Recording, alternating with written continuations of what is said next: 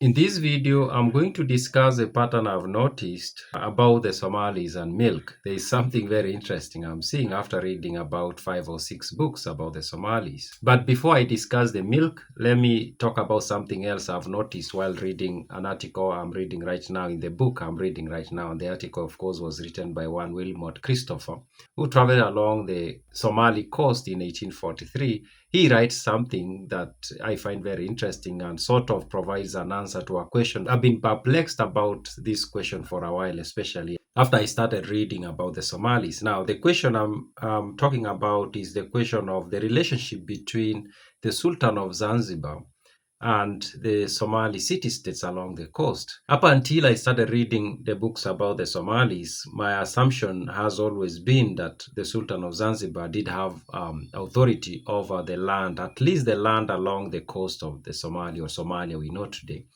And that's very common, or you can get that in many books, historical books, bringing that up, that actually the Sultan of Zanzibar did have control over that coastal strip. Of course, there is a coastal strip along the Kenyan coast and also Tanganyika. And now the history that we read mostly says that that strips went all the way from Tanganyika all the way to Kismayu, and maybe probably we could say Mogadishu, and maybe a little bit further north. Now, that's the history that I knew. Then I started reading these documents and books. Then a certain picture is emerging. And in fact, the picture has become even more clear after reading Lieutenant Wilmot Christopher's article published in 1844. This is the picture that I'm getting, that actually it's not accurate to say that the Sultan of Zanzibar had authority over the city-states along the East African coast, especially along the Somali coast. But it's also not accurate to say that he did not have any say. I think the truth is in the middle there, and this is what I mean. It is very clear by reading articles like the article written by Wilmot, especially. In fact, he says that he did get a letter from the Sultan of Zanzibar to introduce him, of course, to the city-states along the coast. And actually, he presented that letter to those city-states, the sheikhs and the sultans of those city-states. But he points out something that is very interesting, that that letter sometimes will help him, sometimes the letter will just be ignored. But he also records or points out that it was very common for there to be communication between the Sultan of Zanzibar and the sultans of the city-states along the coast. Now, the picture I'm getting is this, that there was sort of friendship between the Sultan of Zanzibar and the sultanates or the sultans and sheikhs of the city-states along the Somali coast. Probably this friendship was not really personal friendship. Probably it was friendship that was based on shared religious beliefs, Islam. That's one. And I think number two, the city-states along the Somali coast came to identify him as an asset because he did manage to have very valuable relationships with other powers. In fact, a fact about history that I discovered that is very interesting. Actually, the Sultanate of Zanzibar was a creation of the British.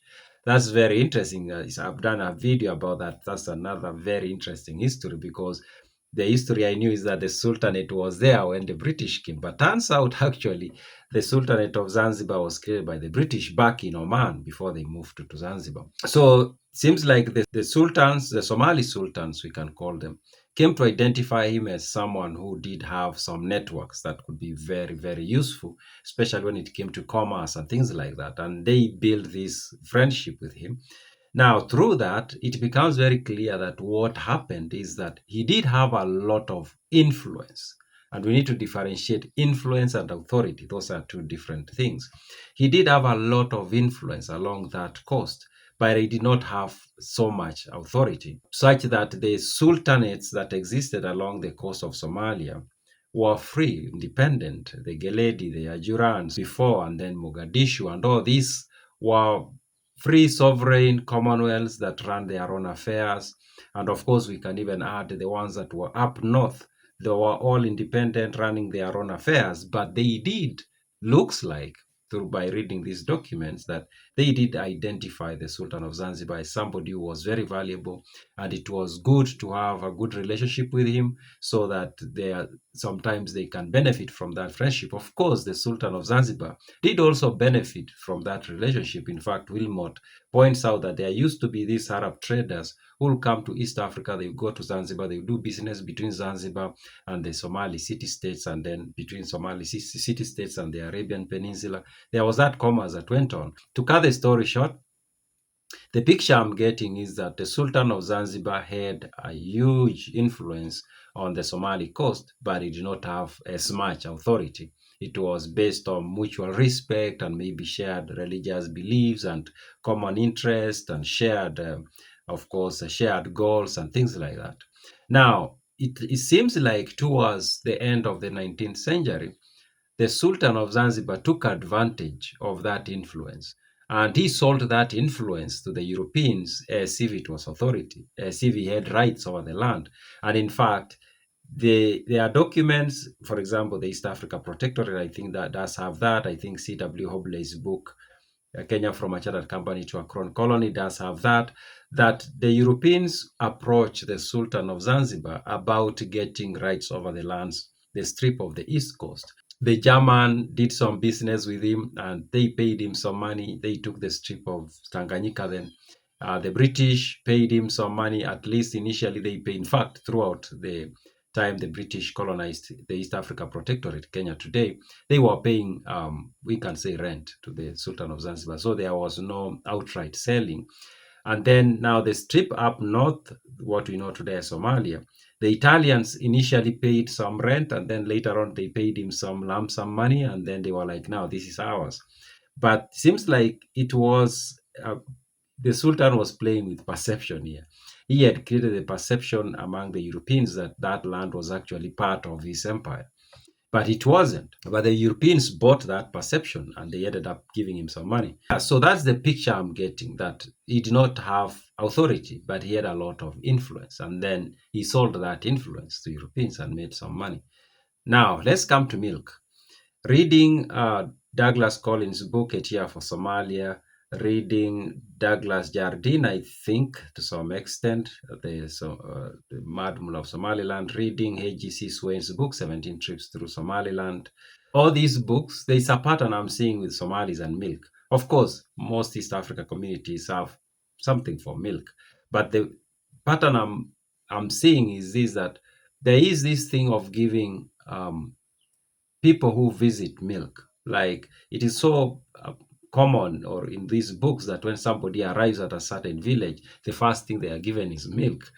I've seen it even Wilmot in the article that I'm reading at the moment, through the book I'm reading at the moment, also brings it up. He talks of going somewhere and being given milk. And it's because of that. And then I remembered I've seen this milk a lot. And this is a question, actually. It's not like I'm going to give any opinion, really. I don't have any knowledge to give any opinion about this, but it's a pattern I've observed, and I thought I should ask the question: what does milk mean to the Somalis? What is it? What is milk to the Somalis? Because it seems to go beyond just being food. It seems to me, maybe I'm wrong, especially being the first thing that people who visit villages and places, that's the first thing they seem to be given, going by what I've read, and sometimes even total strangers. In fact, going Douglas Collins' book, total strangers, you arrive at a village, you are a total stranger. As long as they understand you, the first thing you're given is milk.